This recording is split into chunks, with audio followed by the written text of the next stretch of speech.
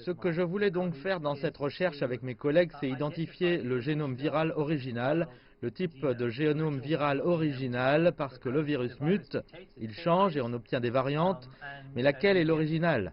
La base de données GISAID est essentielle à cet égard. Il est géré par un ministère allemand et des personnes du monde entier, en particulier d'Asie de l'Est et de Chine. Tous ont apporté leur contribution à cette base de données en termes d'informations génétiques. Il est maintenant important de considérer que le premier génome qui a été placé dans la base de données n'est pas nécessairement à l'origine de la maladie. Si j'avais échantillonné quelqu'un d'Écosse et l'avais mis dans la base de données en premier, alors il semblerait que l'Écosse soit à l'origine. Cette approche n'est pas valable.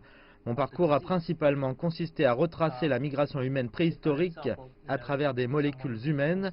Nous utilisons et avons développé des méthodes logicielles pour reconstruire des molécules préhistoriques qui n'existent plus. Et si on l'applique, on découvre que l'emplacement dans le réseau, que nous appelons type A, est le type d'origine qui aurait affecté les humains. Puis il a muté et s'est transformé en type B. Ce type B était alors le premier génome à être détecté à Wuhan lorsque la maladie est apparue. Les chercheurs peuvent donc être pardonnés d'avoir pensé à l'époque que B est le type d'origine, mais en fait ce n'est pas le cas, c'est le type A, qui à Wuhan n'est qu'un type minoritaire, mais B est devenu le type majoritaire lors de l'épidémie. Cela s'est encore transformé en C. À ce jour, le type C n'a pas été trouvé dans la première phase de l'épidémie en Chine. On le trouve à l'étranger. Il est par exemple bien représenté à Singapour.